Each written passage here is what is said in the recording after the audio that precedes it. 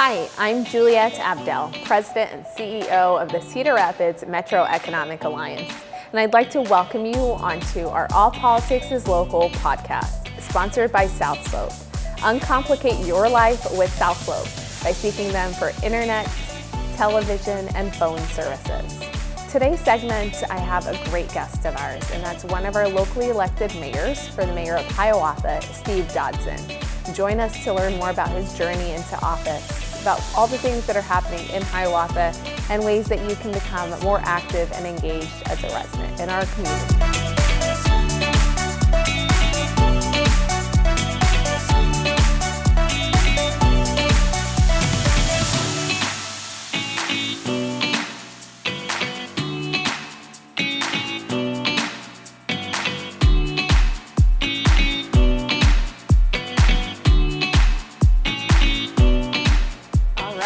Let's jump right into this. I'm so excited to have folks get to know a little bit more about you, Mayor. Let's talk to them about your journey into becoming mayor of the City of Hiawatha. Okay. I got selected as a citizen to be on the Comprehensive Plan 2036 back in 2015, when the city was starting to do their new planning for the city. And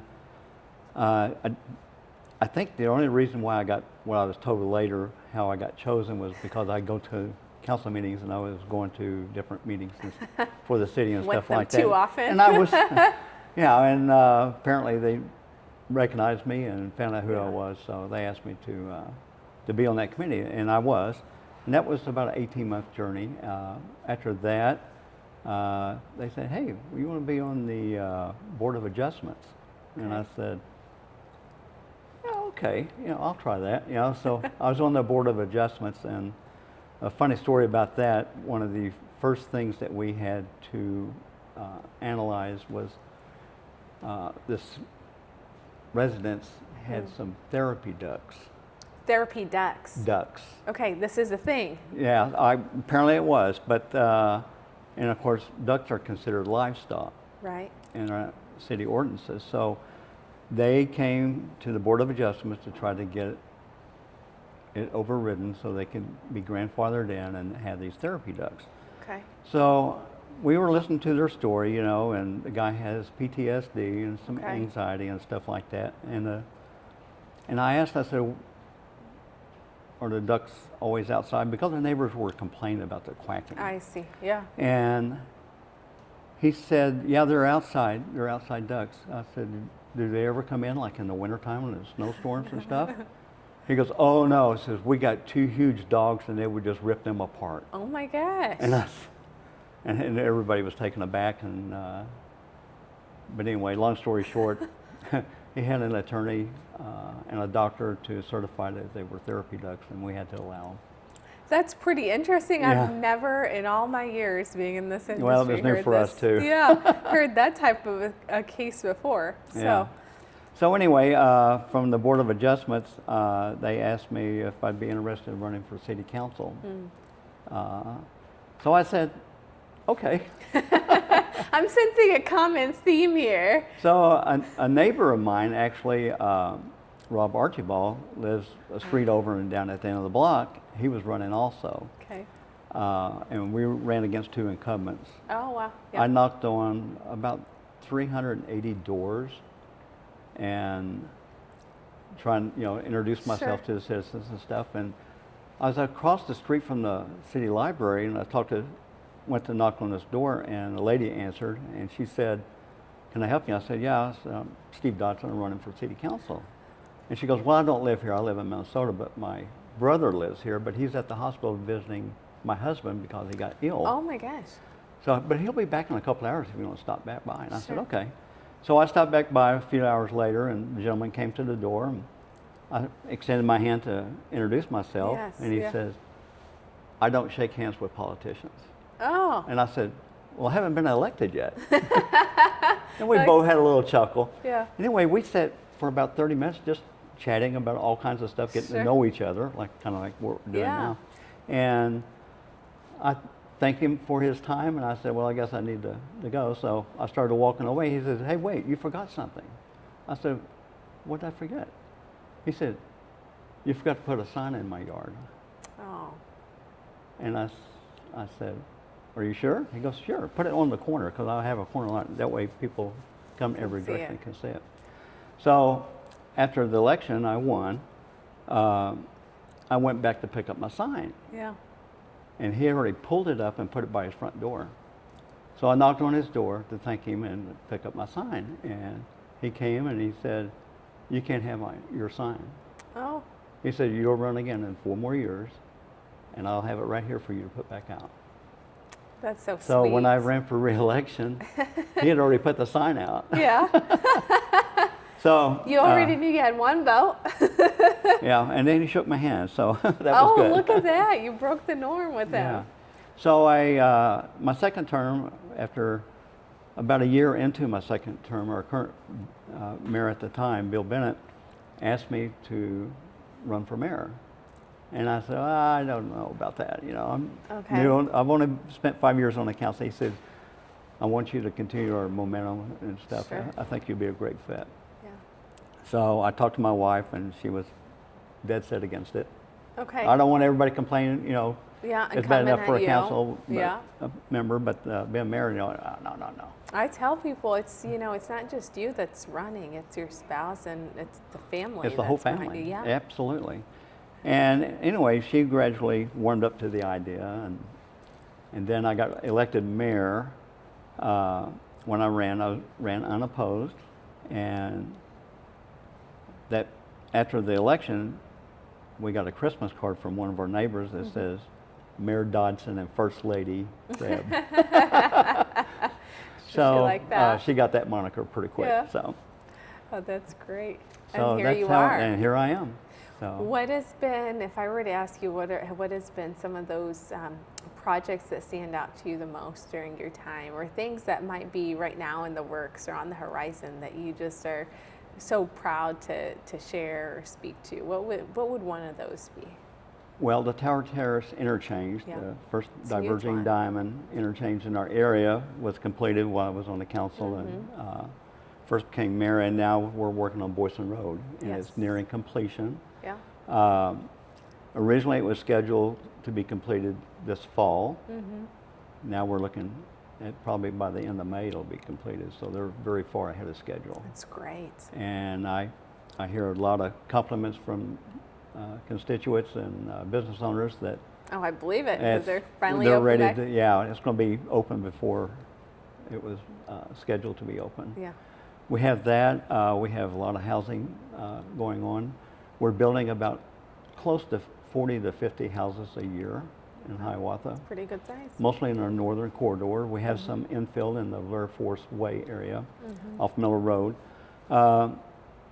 We have the Hassan development going on Center Point Road, close to our what we call the core, the center, the hub. Yes, yeah, you've got quite a bit of industry up of the there. village, and that's 48 townhomes. Yeah. And the second phase was going to have some residential or retail on the bottom level. Okay. That'll So a little help bit of spur- mixed use, yeah? Absolutely. We have another developer who has plans for a total of 132 units with some mixed-use development, including a 5,000 square foot restaurant Okay. in one It's area. gonna be big size. And it's going to be big. So we're in the final discussions with that and getting the performance, everything ready for that. It's exciting. We have a lot of interest. We have interest from 2 different hotels that we're hoping to get at least one Yeah. in Hiawatha because we have none. And we could greatly have a need for that. Yeah. So. Well, I always love whenever I see the developments that are happening, whether it's in housing or hospitality in our surrounding areas, because they support and feed this whole ecosystem of the people that choose to live in our spaces, work in our area, and just have families, so they're traveling through consistently. And we're in such a need for those housing opportunities and the ability for everyone to find their forever homes. So. That's right. Yeah, we have several companies that are expanding in Hiawatha. One, CCB Packaging, Right. who yeah. was one of the first recipients of the big grant, They were, yeah. and they're doing a very large expansion. And not their first one. This is a consistently growing company that's out there, which is great to see. Absolutely. Crystal Group is another one that's expanding. Thermal, a new company that's moving from the southwest side of Cedar Rapids to Hiawatha, building a new facility there. They do insulation for homes and mostly commercial. They do about 90 to 95% commercial and 5% homes. Yeah. They're very excited, and in fact, he's building a house in Hiawatha, so that way he doesn't have to commute very far. Look at that. And we have a lot of companies that are doing really well and doing well. To. When we talk about the subject of this podcast being all politics is local, it's always an interesting take for me to hear from our guests what that means to them or how they view that. So if I say the name of our podcast to you, what does that really mean to you? Well, to me that means that the local, from my viewpoint, has been on this podcast, the residents of Hiawatha and the business owners in Hiawatha, the people who visit Hiawatha, they can learn more about what's going on in their city and how they can connect with city government and stuff like that. I love that. You came to Iowa in a unique way, and tell us a little bit about your journey to winding up here. Well, how far back do you want me to go? Back to Oklahoma? How much time do we have? Well, I was previously married and living in Oklahoma. I grew up in Oklahoma. I had gotten divorced a year earlier, and I moved to Dallas, Texas, and lived with my brother and sister-in-law for a while till I kind of figured out what I wanted to do next. So I got a job selling new Buicks and Volvos at Ewing Buick and Volvo on Dallas Parkway. So a few months later, this lady and her parents came, stepped out of the car, and I went up to greet them and asked them, who the car is for, and they said, my daughter. So, good-looking blonde lady. Yeah. I said, okay, this is good. This is working. So we went and talked about cars, and her parents were following us as we were looking at the Buick Skyhawks because she wanted a two-door sports car. Long story short, she told me, I got to look at the Hondas and Pontiacs before I decide on a car. And I said, well, here's my card. If you want a Buick, come see me. So she came back in 2 days and wanted a Buick Skyhawk. So we made the deal. I made the lowest commission possible on the car. It was strictly, I made $50 on that deal. Anyway, we were sitting there in my office. She was reading this contract. Those pages are 14 inches long. They're extensive. And 7 pages long, and her dad was there. Her mom didn't show back up, but he and I were carrying on a conversation, and we could only talk about the weather and sports for so long. And I said, well, now that you bought a car from me, I'd like to take you out to dinner. Oh, look at you. And she was still reading the contract, and her dad said, Debbie, and he's the only one that calls her Debbie. He's asking you to go out to dinner. And she puts down the contract and she goes, oh, well, you got my card. Call me in a week. I said, okay. That was on Saturday. On Monday, I called her. We went out Friday night, the following Friday, and we've been together ever since. So I sold her the car. That's how I met my wife. And she had recently got divorced as well. Okay. And she moved from Boulder, Colorado. So she got transferred to Atlanta, Georgia. Yeah. So we moved to Atlanta area. And we had a couple of girls together. I had 3 previous children. Okay. So her girls were getting up in age, and then her, and the schools were pretty good, but she was always touting how great the Iowa schools are and stuff. So when people ask me how do I got to Iowa, I say, well, first of all, I like to play golf. Yeah. And at the municipal courses in Atlanta, they started getting expensive. Atlanta does not have all 4 seasons like Iowa does. That's true.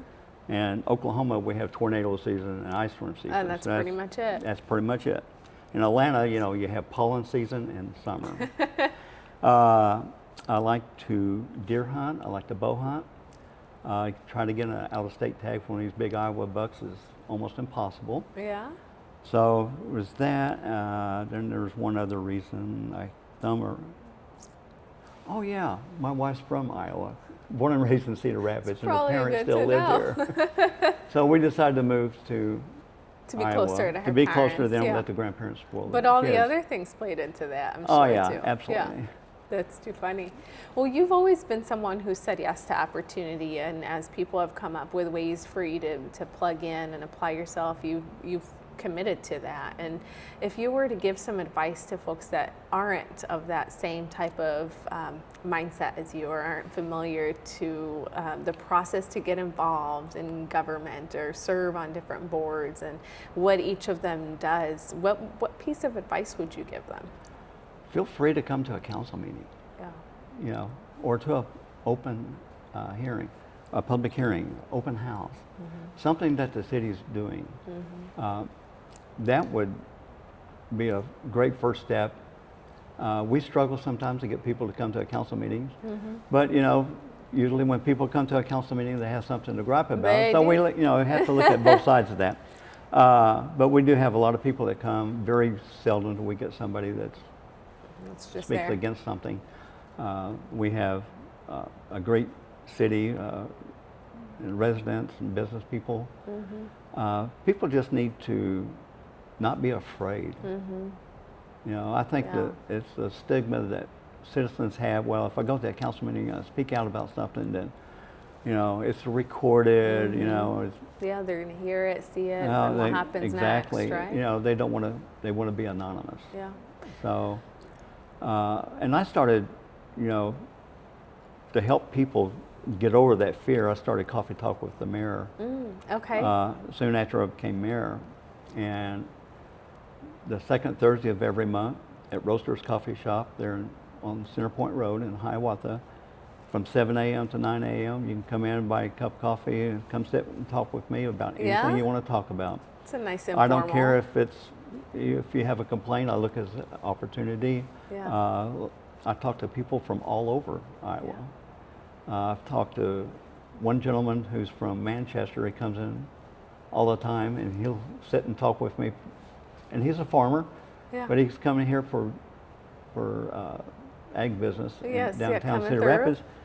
I talk to people from Cedar Rapids, Robbins, Hiawatha, Palo, Atkins. I think accessibility is so important for residents. And my wife said, "You're nuts." You know, I got a sign there. I got a table reserved, the big table reserved there at Roasters, and my wife said, "Well, people would be complaining all the time." I said, "It hasn't happened." Yeah. I've had some people that had.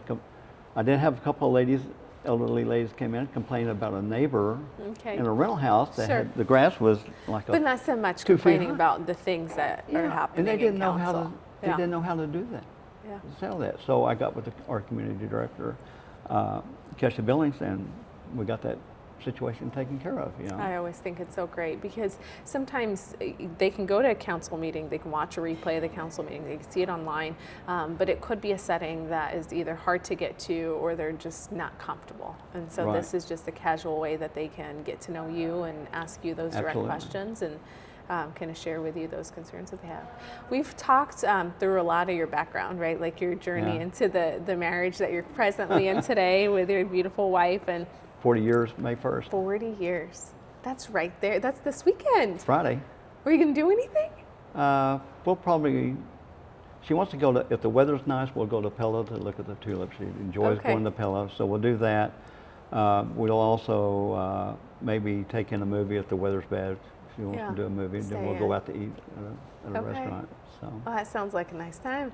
Yeah. Well, congratulations and cheers to 40 years. That's pretty impressive.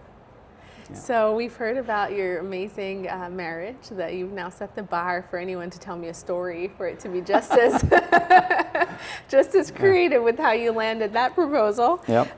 Your journey into service and by just sheer attendance of council meetings into the opportunities that have presented themselves and your mindset of just moving on and into new paths that you haven't treaded before. The advice that you've shared with folks about getting plugged in, what all politics is local means to you. We've talked about quite a bit, and of course all of the kind of infrastructure projects that have recently finalized or are finalizing. Was there anything else that I didn't get a chance to ask you that you were hoping to get out there for folks? Yes, our first farmers market starts Sunday. Okay. We have 50 spots available. They're all booked for the year. That's exciting. And we have about 15 vendors that will fill in case somebody can't make it for that particular Sunday. So I love it. And that's always been a very popular one.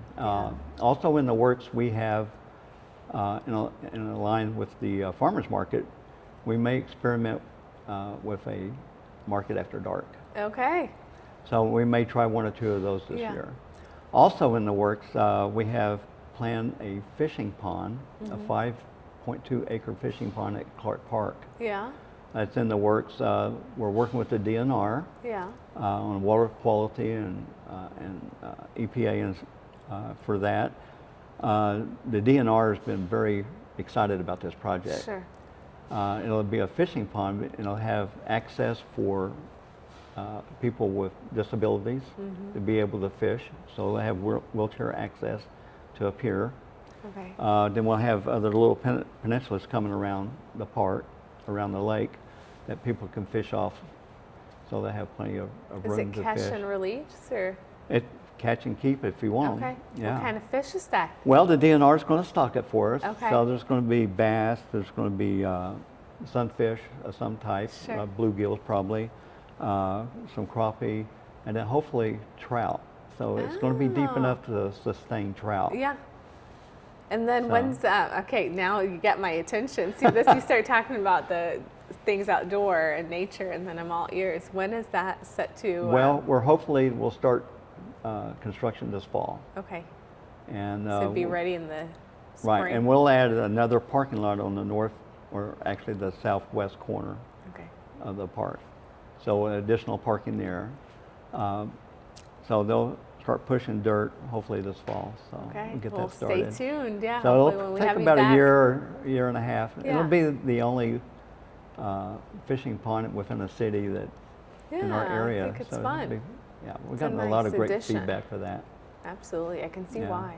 Well, thank you so much for sharing about yourself and your journey into being mayor, and your passion for supporting the community that you now call home. And I've enjoyed, as always, our conversation. So we'll come back and bring you on here at some point in the future. But thank you. I'll be happy to come back. Yeah. All right. Thank you so much. Thank you.